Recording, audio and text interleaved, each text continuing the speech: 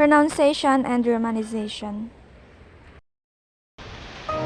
Ni hao, umenshi, deyizu, dewoyu, jeji, wushi, aleye hemineye, shayiwe, jeshishi, Donald Vitito, Angelica Pascual, Mary J. Tabayo, Leia May Reyes, Rico Iyay, Hiram Nick Pascual, Soyi Ram, Women, Keshi Women, Litoshi. Pronunciation and Romanization. The first task facing you as a set about learning Chinese is to gain control over the sound system of the language. This is because sound is the medium through which the spoken language, and in a more indirect way, the written language is conveyed, even if your main object should be reading Chinese. This object is most efficiently attained by starting with speaking and pronunciation. The reason for this is that to be able to read fluently with full intellectual and emotional comprehension, one should know the spoken language in which a text was written. Gaining control over the sound system of Chinese will involve two different but related goals. First, being able to recognize the sound of Chinese when someone else produces them. And two, being able to produce the sound of Chinese yourself. Unlike some of your other tasks is learning Chinese, such as learning grammar, vocabulary, and characters, which will keep you busy for a fairly long time to come. The pronunciation system is the closed-ended, and while there are some important differences from English, not so difficult to learn. Since the pronunciation you develop during your first few weeks of learning Chinese is likely to a large extent to stay with you for the rest of your Chinese speaking days, and to a large degree will determine whether or not people understand you and what effect your speech has on them. It is crucial that you do all you can how to acquire the best pronunciation possible. You will find that the investment in time and energy to make at the outset in acquiring a good pronunciation will be well worth your while later. Accuracy in pronunciation is even more important in Chinese than in most other languages. The reason for this is that the number of different basic syllables in Chinese is quite limited, only about 400, compared with many thousands in English. This means that every sound is important in distinguishing one word for another. The margin for error is much smaller than in other languages. Transcription system for Chinese. As you doubt are already aware, Chinese is ordinarily written in Chinese characters. However, as the characters take time to learn and do not provide information on pronunciation in a systematic manner, it is more efficient to begin the study of Chinese via a transcription system. Many transcription systems have been devised in the last few centuries in both China and West. For example, the word of China is written as follows in several common transcriptions. Wade Giles Romanization. Chong Wu. National Phonetic Alphabet. National Romanization. Zhong Wu. Yali Romanization. Zhong Wu. Hanyu Pinyin Romanization. Zhong Wu. The transcription system above, Hanyu Pinyin Romanization, has come to be the most widely used. It is the official system of transcription for Chinese in China and Singapore, where it is used as a tool to teach Chinese characters to children, to indicate in dictionaries are pronunciations of characters, which adult Chinese readers might not know to spell Chinese words in Western language publications, and to compile Chinese language textbooks for foreigners. The Pinyin system is the transcription system we'll be using in this text. These written symbols of Pinyin, which literally means spell a sound, are basically the same as those of the Roman alphabet, except that the letter in referring to the letters of the Pinyin alphabet. The Chinese people use their own set of operations which are somewhat similar to French or German. E.g., ABC is pronounced something like a, by, sai. However, it is not necessary to learn these things. When referring to the constituent components of written Chinese, you will be taking in terms of characters, not pinyin, on the relatively rare occasions. When you do need to refer to pinyin letters, you can use the English names for the symbols. Be aware that pinyin, or for that matter, any other transcription, does not and cannot record all the details of Chinese sounds. Pinyin is selective in what it indicates. Accordingly, only some sounds, other sounds are left out. Transcription can only be rough reminder of the real sounds which must exist in your heads based on frequent hearing of lived or recorded sound. Thus, it is crucial that you practice in class with your instructor and at home with the accompanying audio recording just as much as possible. While learning to pronounce pinyin correctly is very important, you should also learn how to write a pinyin. A considerable quantity of material is now published in China in pinyin. Chinese street sign often contain some pinyin, and pinyin is being used increasingly to input Chinese characters or computers. Pinyin can also be useful for stating personal and phrase as names when writing in English, or for making a quick note of something you hear for which you don't know are characters, so that you can look them up in a dictionary later. The sounds of Mandarin. The basic unit of Mandarin pronunciation is the syllable. A typical Mandarin syllable is composed of the three parts: an initial sound, a final sound, and a tone. For example, in the syllable ma, gold. M is the initial, A is the final, and the mark represents the tone. Some syllables lack an initial, and some syllables, when they are constructed, have no tone, but every syllable must have a final. In Pinyin, the same letter may have two or more different pronunciations depending on the environment in which it occurs, i.e., what letters come before or after. For example, the I in the syllable Z sounds different from the I in the syllable Z, or the U in the gu sounds different from the U and gu. Therefore, it is best to learn Mandarin pronunciation via syllables rather than focusing on individual. The initials and finals of Mandarin are listed below in the traditional order with instructions on how to produce them and comparison with the closest English sounds. There is also a pronunciation exercise for each initial and final, which includes several examples of syllables containing the sounds being practiced, almost all of them in tone 1. The pronunciation exercise are included on the accompanying audio recordings. This section can serve as a reference if you should forget which Mandarin sound a pinyin symbol stands for and don't have access to a native speaker or the audio recordings. How to learn Chinese pronunciation. In class, listen attentively to your teachers, carefully observing their lip, tongue, and mouth movements.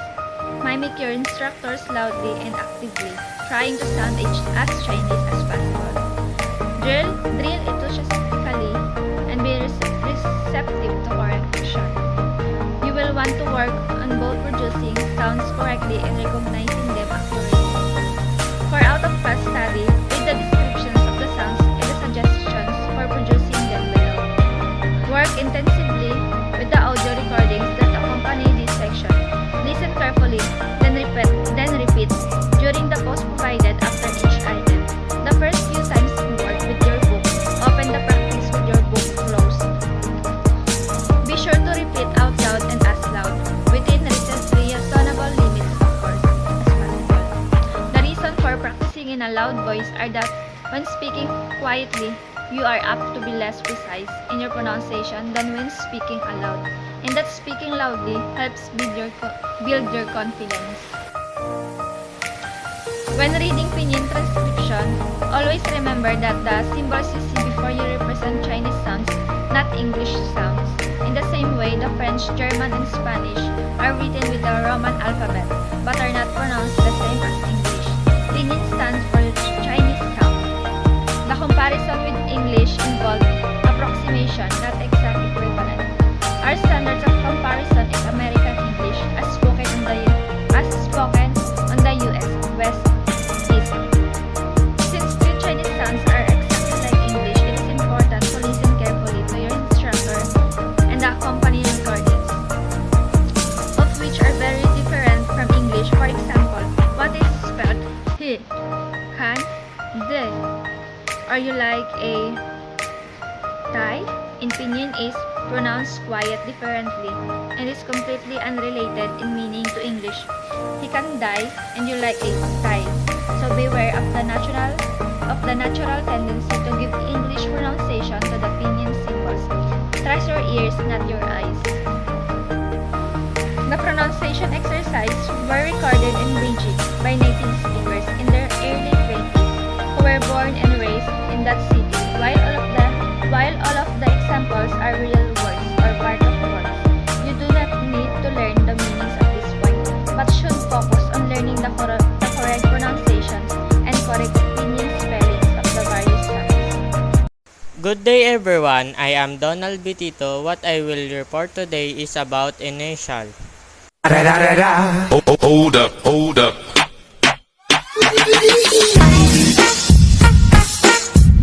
Yeah. Hold up, hey, woman. The first letter is B. Like the P in English, spy or spa. It differs from B is in by. If you're having problem, first say spa. Then hit the S on spa like this, spa. Then remove the S. Overall, B it sounds like pa. The example of pronunciation of letter B in Mandarin is pa, it means number 8. Pao, it means pack. The next letter is P, like the P in English pie, but with a stronger pop of breath, similar to P plus the following H in English, hop high. The example of pronunciation of letter P in Mandarin: ha, it means lie. Hu, it means spread. Hai, it means fat. The next letter is letter M, like the M in English my. The example of pronunciation in M is ma, it means mom. Mo, it means group. Mau, it means cat. The next letter is letter F, like the F in English fight. The example of letter F in Mandarin is fa, it means issue. Fu, it means husband. Fei, it means fly. The next letter is D, like the T in English is team. It differs from English D as in day. In that English D is voice while Mandarin D is voiceless. The example pronunciation of letter D in Mandarin: ta, it means get on. Ti, it means low. Tai, it means stay. The next letter is T, like the T in tea but with a stronger pop of breath. Mandarin, it's produced by most speaker with the tip of the tongue in a slightly more forward position than in English. Similar to the T plus the following H in English can't he. The example of pronunciation of letter T in Mandarin: ha, it means she. He, it means kick. Hai, it means stick. The next letter is N, like the N in English net. Mandarin N is produced by most speaker with the tip of tongue in a slightly more forward position than in English. The example of pronunciation in letter N in Mandarin: Nye, it means bench. Niyo, it means girl. Nyan, it means pick up. The next letter is L, like the L in English, left but tensor like French, German, or Spanish L. Mandarin L is produced by most speakers with the tip of tongue in a slightly more forward position in English. The example of letter L in Mandarin: La, it means brother. Lao, it means should. Pronunciation and Romanization. Ka, like the ka in English, sky. It differs from English ka as in ku. In that English, ka is voice, while Mandarin ka is voiceless. First say sky, then his the C on sky, like this. Sky. Finally, remove the C. The end result should be close to Mandarin kai. Pronunciation exercise 8 to 9. Example number 1. G, brother. Number 2. Kai, should. Number 3. Cow, bull. Ka, like the ka in English, kite, but with a stronger pop-up beat similar to the Ch, plus the following ka in English, black bull. Pronunciation exercise 8 to 10. Example number 1. Ku, horse. Number 2. Kai, open. Ha, initial ha sound like the ha in English hand, but it's pronounced with more friction so that it sounds smoother like German chi in Dutch bull or Spanish chi in moher woman. There is most variation in the amount of friction depending on the speaker. Pronunciation exercise 8 to 11. Example number 1. Ha, surname. Number 2. Drink. Number 3. Kwa, goose. Chi, like the G in English jeep, but unvoiced and with the middle part of the tongue pressed tightly against the roof of the mouth. There is no more friction in Mandarin than English, but the lips are always rounded in English. They are rounded in Mandarin only in front of you, being spread before the other word of vowels. Pronunciation exercise 8 to 12. Sample number 1. G, chicken. Number 2. Chia, Number 3. Chiyan, shoulder. Chi, like the chi in English, chip, but with a stronger pop of beat and with the middle part of the tongue pressed tightly against the roof of the mouth. There is greater amount of friction in Mandarin than in English, and while the lips are always rounded in English, they are founded in Mandarin only in front of you, being spread before the other vowels. Pronunciation exercise 8 to 13. Example number 1. Chi, 7. Number 2. Chow, nap. Number 3. Chi, slice. C, between the C in English C and the she in English she, with the middle part of the tongue pressed tightly against the roof of the mouth.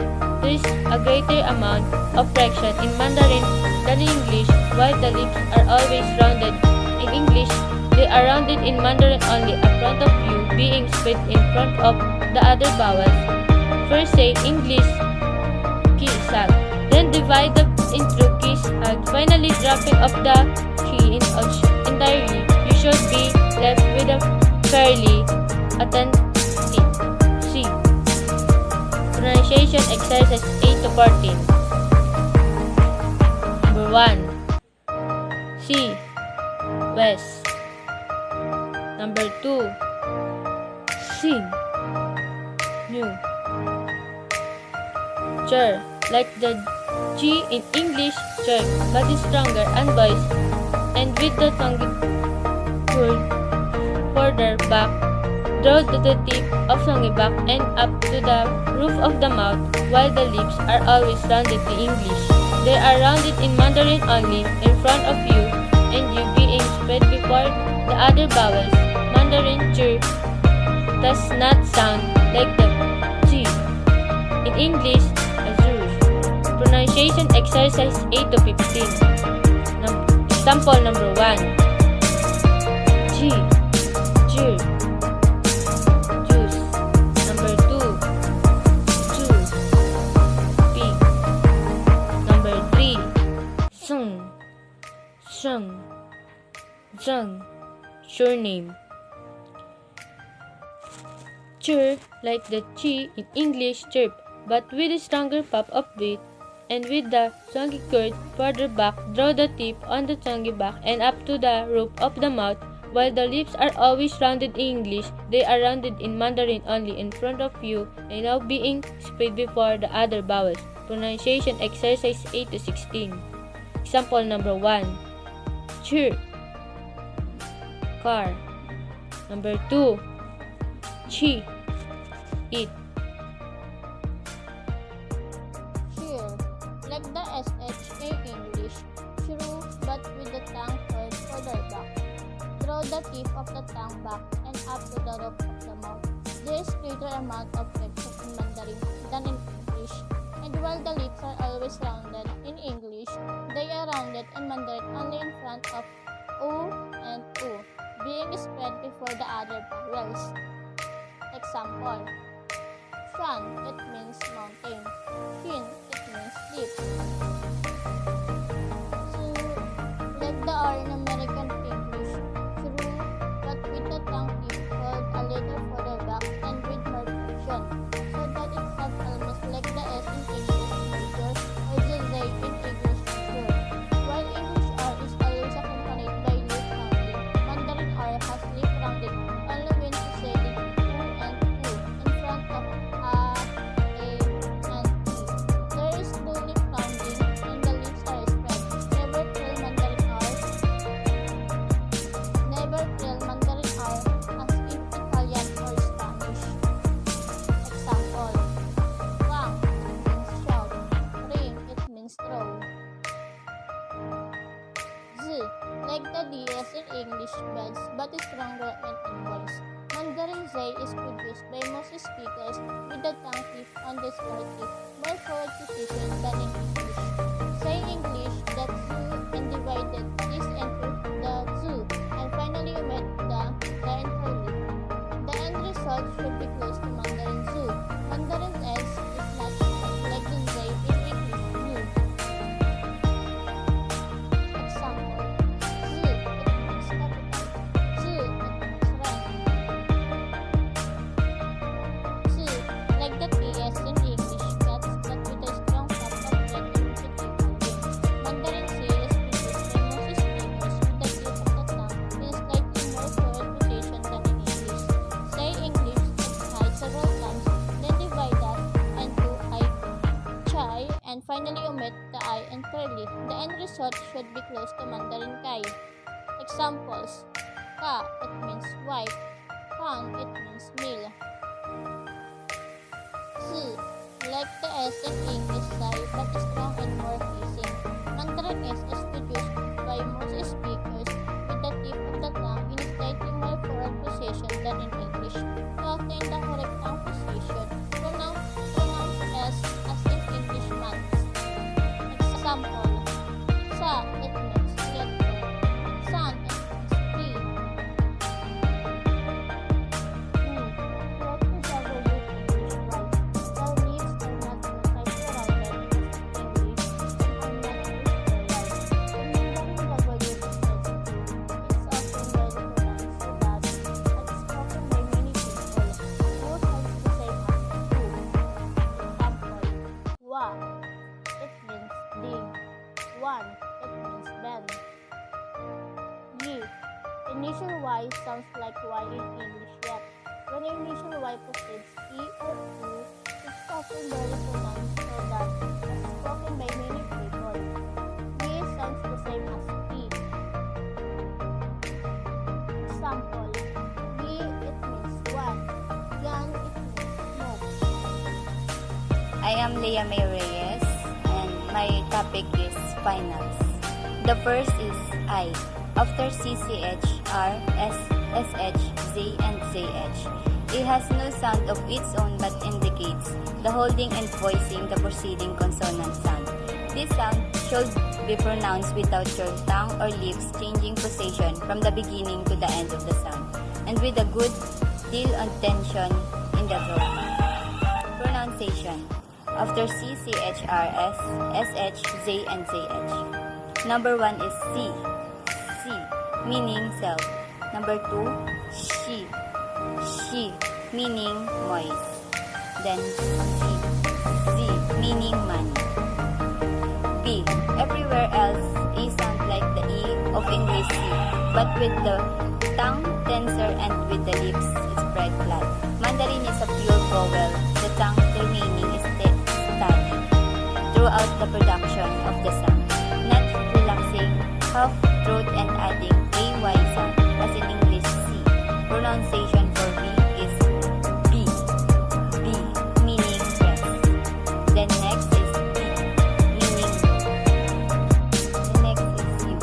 After J, Q, X, and the final U is pronounced like French U as in do, meaning you, or German U as in over, made by rounding your lips while saying E, as in English set. Say E, an English set. Without moving your tongue, move your lips from the spread position to a rounded force position, then back to the spread position, giving the sequence E, U, then try to isolate the U sound. Once you learn how to make this sound, it won't be necessary to force your lips with so much, and then some speaker make this sound with only bilateral lips. Everywhere else U is pronounced like the O of English O's, but dancer with the lips rounded and with the intertongue higher and further back than in English Mandarin. U is a pure vowel, the tongue remaining absolutely steady throughout the production of the sound, not relaxing halfway through and moving toward the AW sound as in English shoe. Pronunciation. U, meaning mud. Next is U, meaning Aries. Then next U, meaning district. Then the last is Z, meaning weak. Like French U as in do, meaning you, or German and over, meaning over. Made by moving your lips while saying it as in English set. Without moving your tongue, moving your lips from the spread position to rounded. Fourth position, then back to the spread position, giving the sequence E, then try to isolate then U sound. Once you learn how to make this sound, it won't be necessary to force your lips with so much, and then some speakers make this sound with only slightly rounded lips. This final occur only after I and N. Pronunciation. Meaning female. Then second, lu, meaning green. Then the next is A. A like the A and English is the, but dancer with the lower jaw well down and the mouth wide open. Pronunciation. Ba, meaning A. Then ma, meaning mom. Ka, meaning grab. Then la, meaning food. Then the last is sha, meaning beer. IA, like the ya of English yacht, but dancer. Pronunciation. Ya, meaning home. Zia, meaning shrimp. Then last is gla, meaning pinch. Next is UA, like the wa of English wash, but dancer with the mouth open rather than English. The emphasis is on A part of the final with the U part with short duration. Pronunciation. Uwa, meaning brown. Uwa, meaning brush. Swa, meaning catch. Uwa, meaning flowers. Swa,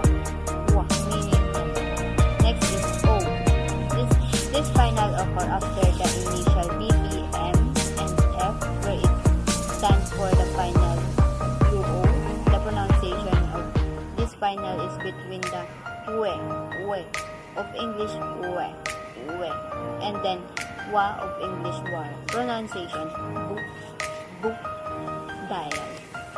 Mu, meaning go. Pu, meaning slow. Wu, meaning less. Another next is you and go.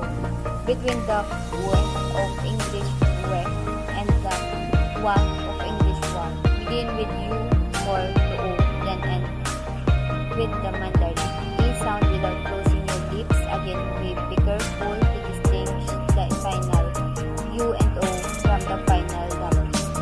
Pronunciation: meaning shrimp. Meaning drug. Meaning drug. Meaning job. The last is meaning patch. The next is e. After y, like the e in English yet, but held longer. Be careful not to add a y sound after the e. Since the final o does not occur in tone, one example in other tone have had to be chosen. In other words, who is abbreviated as who as mu, and who as who. Everywhere else, somewhat like the new in English, the pronunciation of you in Southern America, English up or in British English bird, or even closer the back of the tongue is held high, then as the vowel is pronounced, the tongue relaxes and moves down to a more sessile position. Say O is in a mood, but with your lips spread and your jaw lower a little. Your mouth should be half open with making this sound, which should come from fairly deep down in your throat. Pronunciation: chalk, then we, older brother, older brother, then meaning car, he, meaning drink, then he, meaning sorry, meaning cover. The next is IE, like the E of English yet, but held longer, or like saying rapidly the name of the English letter E plus E as in yet. Be careful not add of Y sound after the E. Pronunciation: D, meaning turtle, D, meaning dad, G, meaning street, then ni, meaning bench.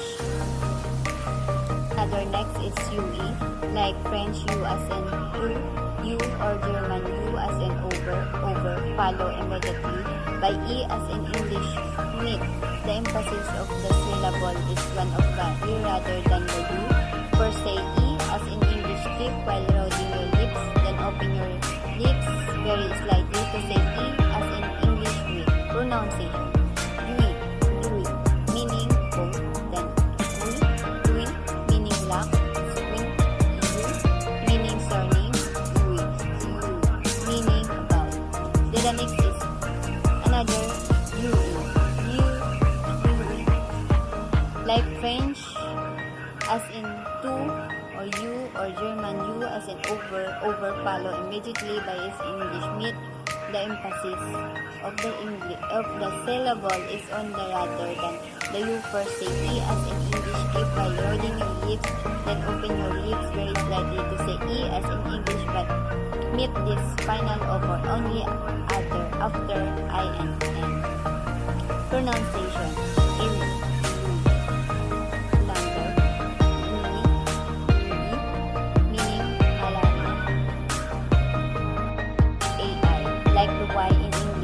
but the shorter and denser, unlike English where the E sound is emphasized over the E sound in Mandarin. The A and I are given equal prominence to produce this sound. Repeat the name of the two English letters of the alphabet, I and E, rapidly, one immediately after the the other. Pronunciation, I, meaning be close. Next is die, meaning polish. Then dry, meaning show. Then why, meaning guess. Then the last is why, meaning open. UAI, like the WI in English, Yume, but shorter and denser. In Mandarin, unlike English, U, while E, where U sounds like the UO in tu, and Y and U are the names of the English letters of the alphabet. Pronunciation exercise 8 to 37.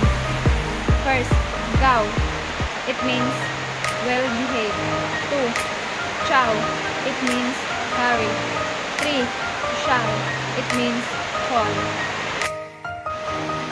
EI, like the EI in English, they, but shorter and denser, unlike English, where the E is emphasized over the I. In Mandarin, the E and I are given equal prominence. To produce this sound correctly, repeat the names of these two letters of the alphabet rapidly, one immediately of the other A2. Pronunciation exercise 8 to 38. First, bay. It means cut off. 2. Fei. It means fly. 3. Fei. It means black. 4. Fei. It means embryo. 5. Wei. It means danger. UI. For the most speakers like the English word way, but shorter and denser. For some speakers in syllables in tones 1 and 2, this final sound somewhere between English way and English me. Example, 8 to 39. First, two. It means hasten. 2. Chul. It means blue. 3. Do. It means skip. 4. Do. It means return. 5. Who. It means ashes. AO. This sound falls midway between the O of English cow and the OW of English cow. Unlike English where the A is emphasized over the O, in Mandarin the A and O are given equal prominence. Example of A to 40. First, OW. It means concave. 2. Bow. It means wrap. 3. Chow. It means copy. 4. Dao. It means knife. 5. Gao. It means hide. I-A-O, like the yo of English yo, but shorter and denser. In Mandarin, unlike English, the I and A and O are all given equal prominence. Example of 8 to 41. Gao. It means smart. Gao. It means surname. Jiao. It means hand over. OU, like the O in English go, but shorter and denser. Unlike English, where the O sound is given prominence over the U sound in Mandarin, the O and U are given equal prominence. Be careful to distinguish the final OU from the final UO. Example of 8 to 42. First, true. It means take. Do. It means all. Bu. It means book. U. It means Europe. Su. It means Sarah. Search. IU. Start out like English U as in you, yo-yo. The ends up like the OO in English too. For some speakers in syllables in tones 1 and 2, this final sound is more like English U, while in syllables in tones 3 and 4 it sounds more like yo, as in yo-yo. Example of 8 to 43. Do. It means do. Ju. It means turtle dove. Liu. It means sneak out. New, it means maiden. Chu, it means autumn. An, A, after Y for the most speaker in Mandarin and sounds like the N in English yen, Japanese monetary unit but shorter and denser. B, everywhere else, and sounds somewhat like the O in English phone but shorter and denser. Be careful how to pronounce and like English and in fan. Example of A to 44 after Y. First, yan, it means smoke. Elsewhere, and it means at ease. Ban, it means class. Fan, it means overturn. IAN, like the English word yen, Japanese monetary unit, but shorter and denser. Example of A to 45. Bian, it means age. Dian, it means bump. Nyan, it means pick. UAN, after J, Q, X, and Y. The final UAN is pronounced by most speakers like French, U as a two, U or German, U as in over, followed immediately by the when of English when. The emphasis is on the an part of the syllable. Everywhere else, UAN is pronounced somewhat like the one of English one, but shorter and denser. Again, the emphasis is on the an part of the syllable. Example of A to 46. After J, Q, X, and Y. First is 1. It means donate. Chuan, it means circle. Chuan, it means proclaim. En, somewhat like the En in English chicken. Example of A to 47. N, it means mercy. Fen, it means divine. Gen, it means end. In, between the in of English sin in the end of English gen. The picture is reasonably read more than in English. Pronunciation speaker is A48. 1. Jin, cat. 2. Jin, copy. 3. In itself. 4. In is. 5. In use. 6. Yen, down. UN. After J, Q, X, and Y. UN is pronounced like French, U as in two, U or German, U as in Iber. Over plus win as in English win. Everywhere else, an is pronounced somewhat like the W of English wood, the OO of English book, plus the N of the English sun. Example of 849. Won, it means village. Don, it means spring. Don, it means what. Ang, between the ong in English song and the ong in English song. The tongue begins slightly further back in the vowel and longer than for an. The nang sound should not be pronounced with too much force. It is lighter than English too. Not pronounce Mandarin ang like English ang as in sang. Also be careful to pronounce the nang as in English bang and not as in English hanger, where then is an additional G sound. Example of A to 50. Bang, it means help. Fang, it means prayer. Gang, it means just. IANG, iyang. Somewhat like the English word iyang. The nang sound should not be pronounced with too much force. It is lighter than English. Be careful not to pronounce the nang as in English. Younger, where there is an additional G sound. Example of A to 51. Jang, it means gender. Chang, it means rival. Shang, it means baksa. UANG, uwang. Somewhat like the W of English wood, plus the ong in the English song, but shorter and denser. and with the mouth open wider. The emphasis should be on the ang part of the syllable. Also, the nang sound should not be pronounced with too much force.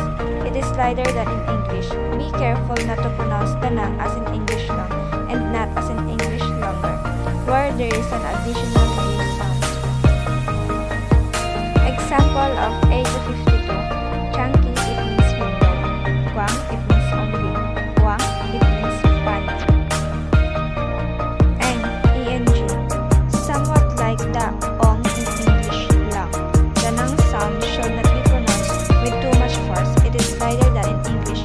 Be careful not to pronounce the nang as in English hung and not as in English hunger, where there is an additional g sound. Example of A to 53. Cheng, it means call. Deng, it means lamp. Feng, it means wind. Ing, ing, somewhat like the ing of English sing. The nang sound should not be pronounced with too much force. It is lighter than in English consonant. Before the R often pronounced with a slightly Y sound after them so that being soldiers sound almost as if it were pronounced. Buying, be careful to pronounce the nang as in English sing and not as in English finger, where there is an additional G sound. Example of A to 54. Bing, it means eyes. Ding, it means nail. Jing, it means skillful. Ong, somewhat like the OO of English book, plus the nang of English ring. The nang sound should not be pronounced with too much force, but more lightly than in English. Be careful not to make this final rhyme with the ong in English song, and be careful to pronounce the nang as in English sing and not as in English finger, where there is an additional G sound. Example of A to 55. Chong, it means rush. Dong, it means is. Gong, it means work. IONG, somewhat like the Y of English U, the OO of English book plus the nang of English rang. The nang sound should not be pronounced with too much force. It is lighter than in English.